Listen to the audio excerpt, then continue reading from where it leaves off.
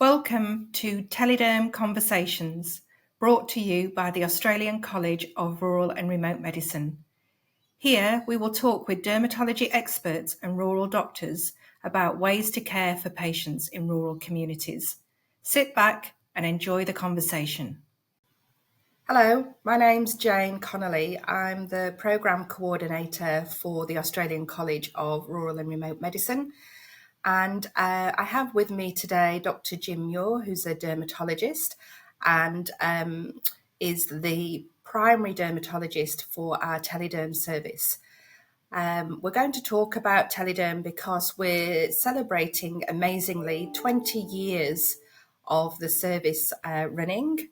And the service is available to doctors who work in rural and remote locations. So any doctor who's working in MMM 3 to 7 can join the service.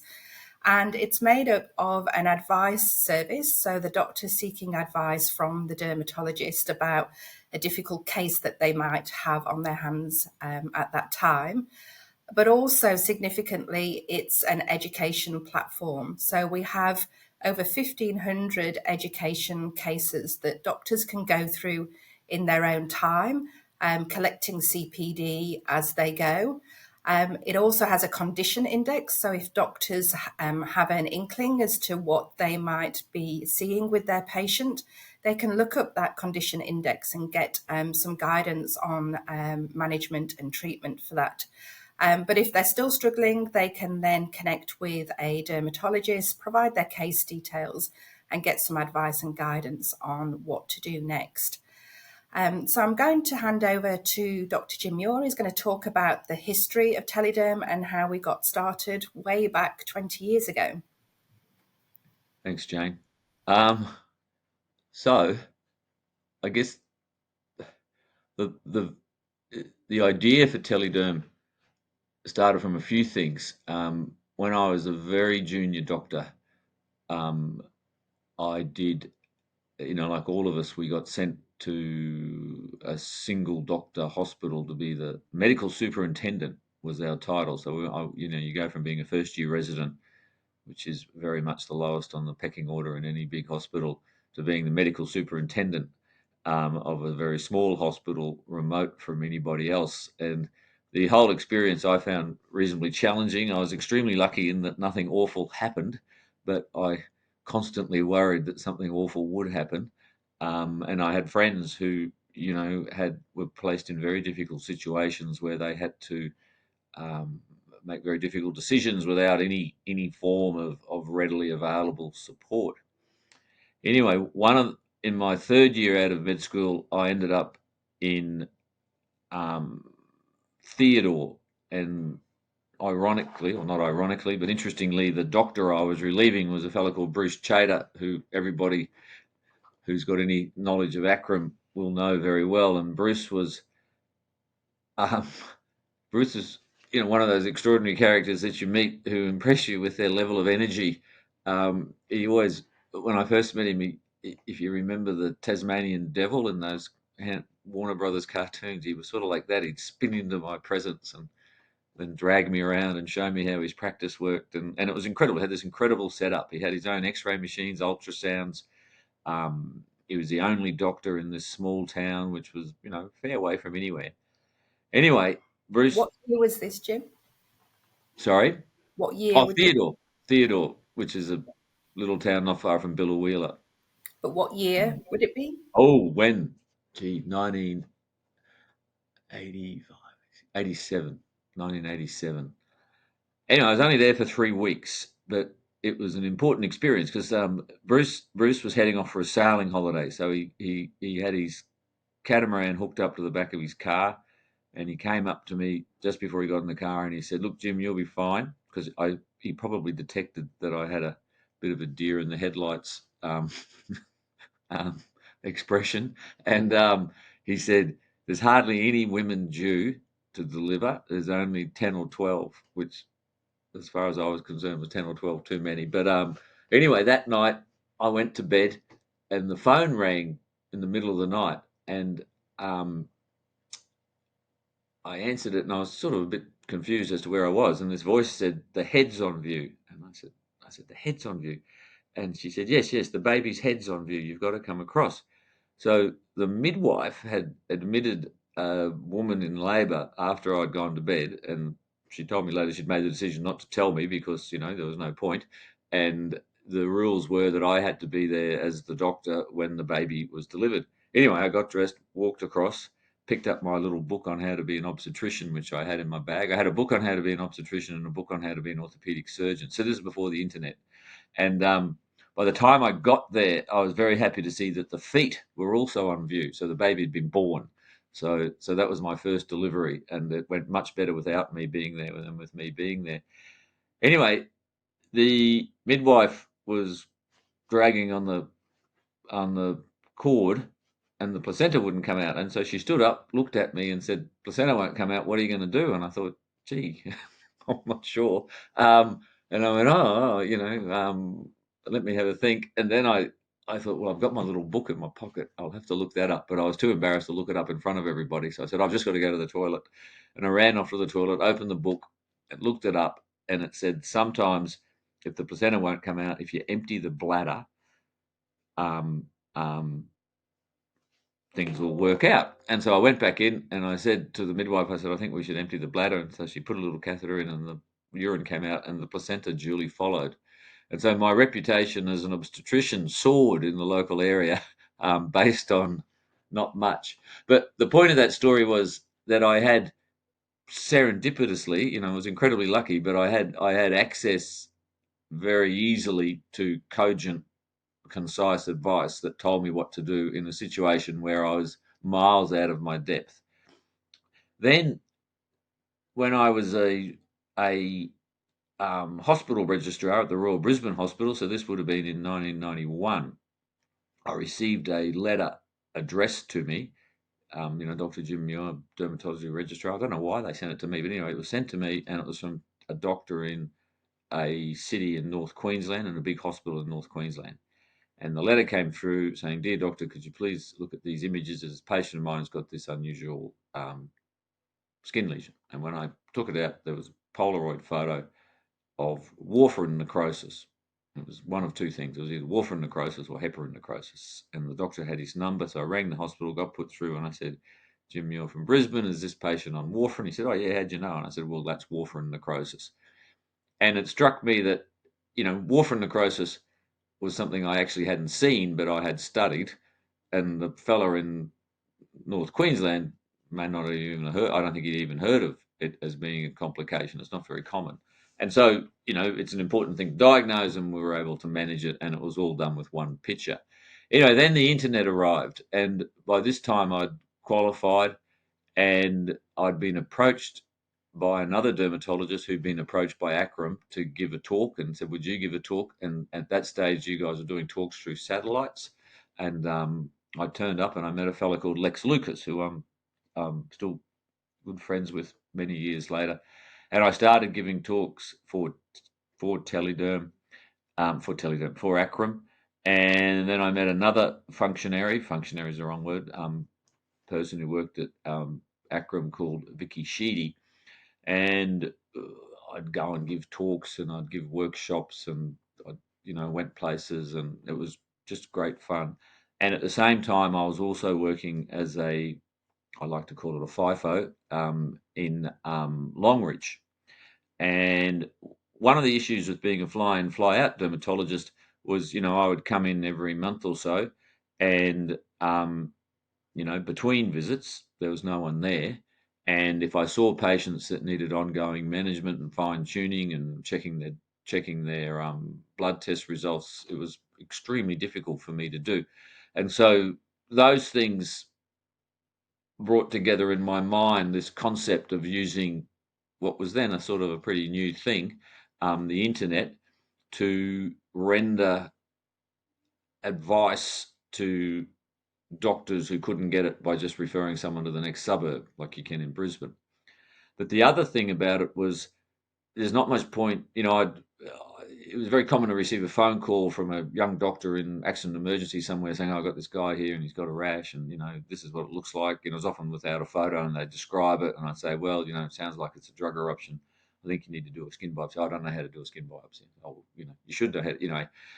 The other aspect of it was, well, there's no point giving advice to the doctor if they can't carry it out, and so that was the nascence of this idea where let's have a site where people can seek advice readily and also seek education in my field, which is dermatology. It makes up 15% of all general practice consultations, they say, and do it in a way that's readily accessible, um, not via a telephone call. The trouble with a telephone call is you've got to get two people in the same virtual room all at once, same with video consulting. So that's why we chose the store and forward modality. And then my feeling is there's tons of didactic information on the internet about any condition you want to look up. Bullous pemphigoid, atopic eczema, shingles, Shigella, whatever it is, you can look it up. But the thing that's lacking is putting theory into practice. And so rather than do didactic um, presentations on various conditions, definition, incidence, etiology, clinical features, histopathology, management, etc., prognosis, we chose to do the case study format. So we've got there, and they're all coded, and people can use them to guide their own management. And I often use them just to give advice. So anyway, that was sort of my overall broad concept, which was definitely just a concept. There was no way that I could have done any of this without the Australian College of Rural Remote Medicine. And they, at the time, as far as I know, Akram was the absolute leader, not just in Australia but around the world, of using the internet to deliver education. Because they had all these doctors in remote places, and the internet was, of course, not nearly as good as it is now. But the Akram had this incredible platform that they were using to deliver education. So I knew Lex. I also knew Vicky Sheedy, who was a mover and shaker, used to organise the talks and stuff within, and was my friend.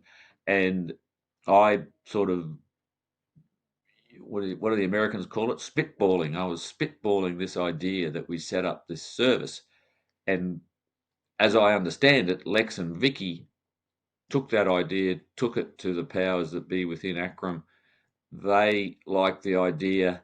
They secured funding, and they built the platform that it was on.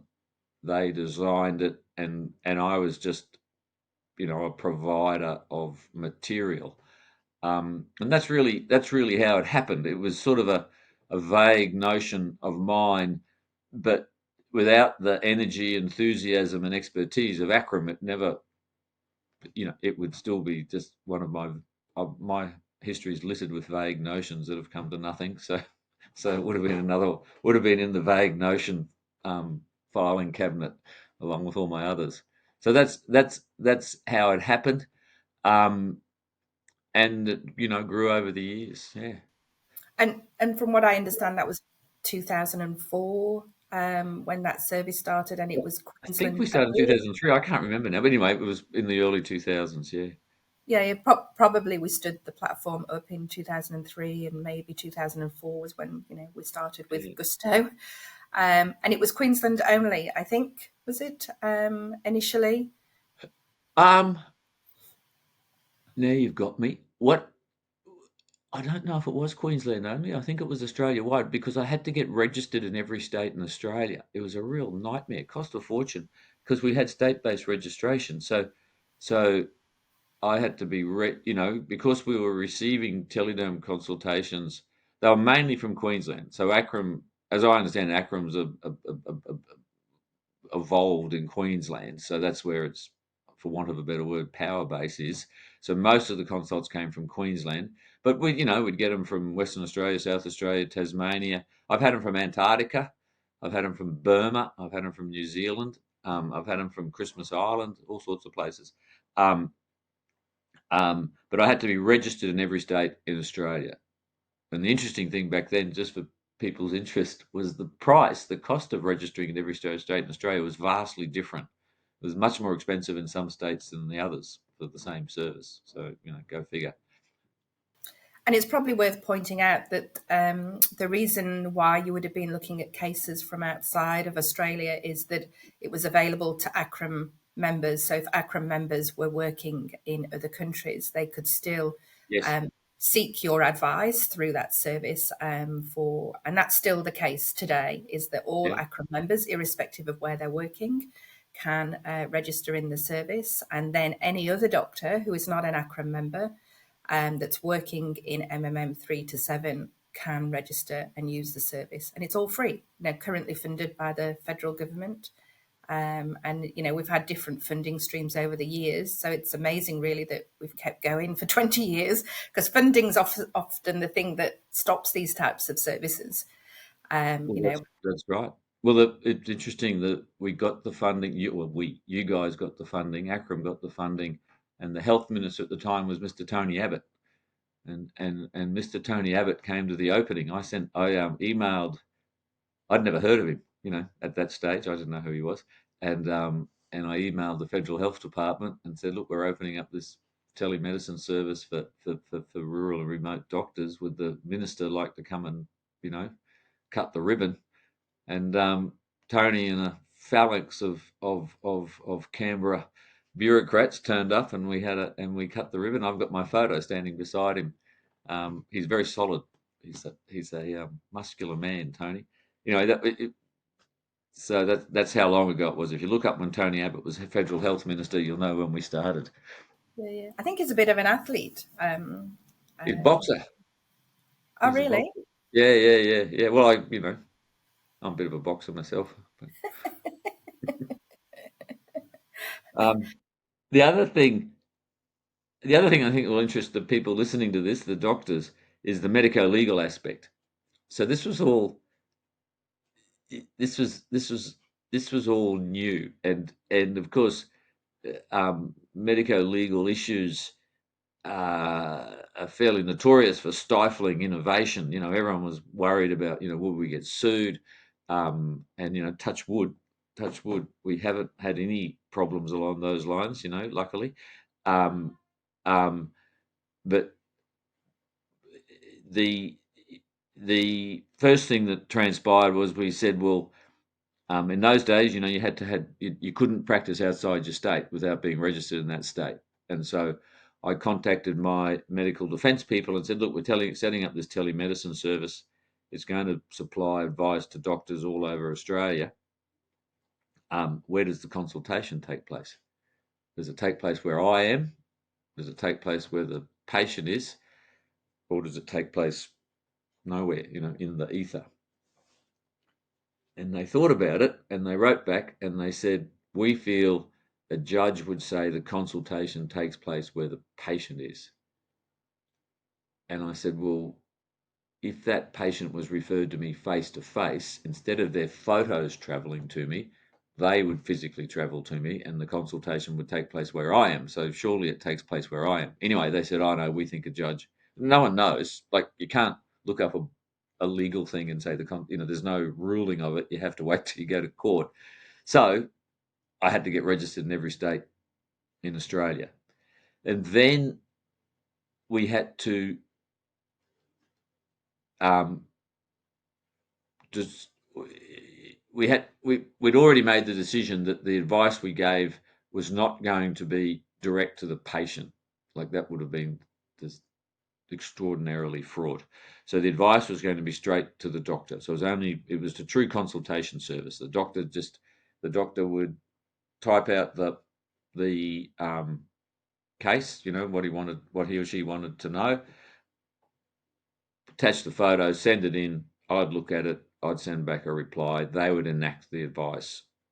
We made it so that it was completely anonymous. They didn't give me any details on the patient. There's no way I could contact them. I didn't know their name, didn't know their phone number, didn't know their Medicare number. Everything was all the responsibility for accepting and enacting the advice was on the referring doctor. So they had to do the biopsies, explain the results, explain the treatments, monitor the treatment, everything like that. I just was an advisory service. And, realistically, that's without much greater resources, that's the only way you could do it. So then the medico-legal aspect reared its head, and so we had to introduce a few things. One is the patient had to be given informed consent, so they had to know that this consultation was inferior to a face-to-face in many ways. They had to know that if they wanted to, they could have a face-to-face instead. I always make the point that a Tele-Derm consultation, telemedicine consultation, doesn't have to be instead of a face-to-face; it can be as well. So you can get a telemedicine consultation with Tele-Derm, you can get it within 24 hours. Even if you're in Brisbane living on Wickham Terrace, you'd be lucky to get a face-to-face consultation within 24 hours for most skin diseases. Unless all your skin's falling off, it's not going to happen. And then if that doesn't work, you can always go on to get a face-to-face. So that was the first thing. So we had to develop a patient consent form to use Tele-Derm. All right, and that's on the website.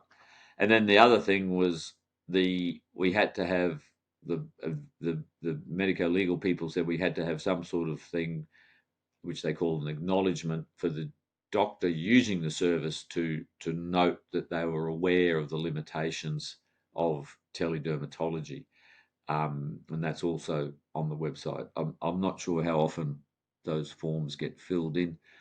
My experience with patients where one doctor wants to seek advice on their condition is that they're extremely happy to have that done. They have no qualms about their images being sent across the internet. I quite often do it with my patients where they've got a tumor that I think needs urgent excision, and I'll just flick a photo to Dan or one of the surgeons I use, and I'll tell them, I say, look, this needs to go. I'm going to send it to the surgeon now. Hopefully they'll get you in within a couple of days. And they say, oh, great. It's probably this is just my personal opinion. I think it's a problem that's exaggerated, in the medical realm. I think patients just want a good outcome, and they're happy to do what's needed. I guess, it's effectively like that corridor advice you might have, with a dermatologist, or, you phone a friend and say, I've got this difficult patient. So there are always those seeking advice of someone else conversations that take place anyway. Yeah, Um, it's and, always done it with you know, much less information. It was always just a phone call.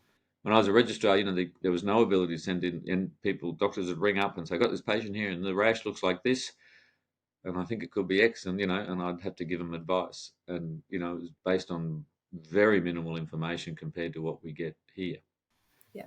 And then obviously we've got the rural and remote context with patients who, have to travel long distances, have expenses if they want to do that travel, have to arrange other people to care for family and all the complexities that go with that. And as you would know, we do see in some cases where patients just don't want to go to 4 hours to the nearest dermatologist because they're a bit over whatever their current health conditions are, and so there are times when there is no other option really for the patient other than the local doctor being supported by a dermatologist in both diagnosing and then the treatment and management of that patient.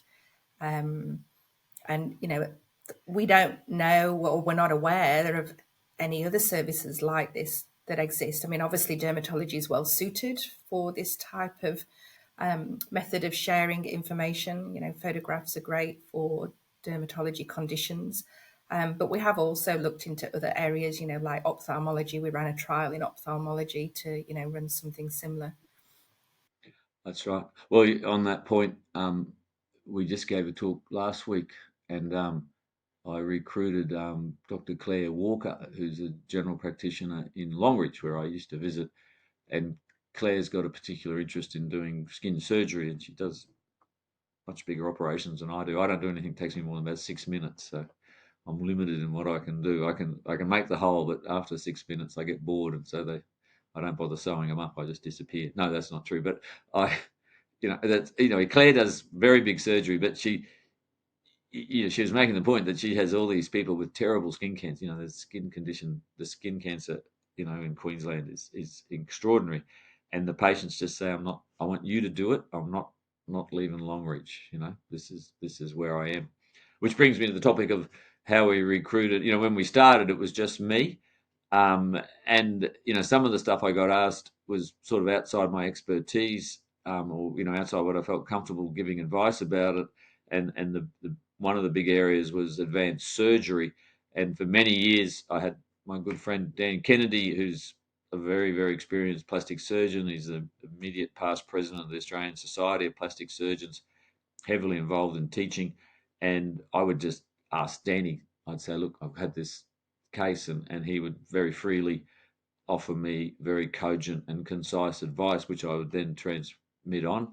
And the other issue I had was, um, I after I graduated, I saw fewer and fewer pediatric cases. I just, the way my practice worked, I was working in the adult hospital, the Mater Public, and I was, my practice, I wasn't seeing children. They weren't being referred to me, and so I became, what's a nice word, rusty when it came to pediatric dermatology. And so some of the pediatric cases, I'd be saying, "Oh, I think it's probably this," but I'll look it up. And I was very lucky. I had access to a very good Sydney dermatologist called Maureen Rogers, who's sadly retired, which was a blow. And she used to give me advice. But since then, of course, we've recruited Rachel from Western Australia, who is a very good pediatric dermatologist and general dermatologist. And so we've got, very high level pediatric dermatology and plastic surgery advice available. And if you read it, both of them are very happy to give advice that allows those patients to be managed where they are. And Rachel always says, "No, this child doesn't need to come to the hospital, do this, this, and this," and which is great, especially Western Australia. A lot of her cases come from Western Australia, so anyone who's been to Western Australia, getting to Perth isn't easy. Um, and Danny, of course, gives the doctors who send in surgical problems incredibly detailed advice on solutions that will at least temporarily address the patient's problem and stop it getting any worse, and then definitive treatment can be done later. Or much more often, he enables that doctor to give definitive treatment, and often what the doctor wants to do is exactly the right thing, but they're not 100% certain, and Danny's there to say, "Yeah, that's fine," or "Don't do that exactly, do this other thing." And I think that's a very, very, very valuable service. And of course, both Danny and Rachel have been heavily involved in doing the webinars and providing further training. Um, and Danny has done endless workshops with me over the years, teaching people surgical skills. And the other fella I should mention is Dr. John Bingley, who is also sadly recently retired, but I think he's still registered. John ran an incredibly good chronic wound clinic at the Mater Hospital, has a huge interest in chronic wounds. He's just helped me write a paper, actually, which is in your competitions journal, the Journal of General Practice, on the chronic wound. And John's also available there for advice on chronic leg ulcers, which of course are they're just a terrible burden, and um, they're a huge physical and economic burden on patients. Thanks, Jim. We're very lucky to have a team of experts supporting our rural doctors and to have had you leading the way for these past 20 years. And we've had Dan and Rachel with us for 9 years, all of which is pretty amazing, really. I'd like to thank you for your time today, for walking us through the history of Tele-Derm, something which we are very proud of. And we look forward to having you at our next Tele-Derm conversation. For those of you that are listening, if you'd like to leave a comment, you can do that on our YouTube channel in the comments section, and we'll let you know when we have our next Tele-Derm conversation available for you. Thank you and have a good day.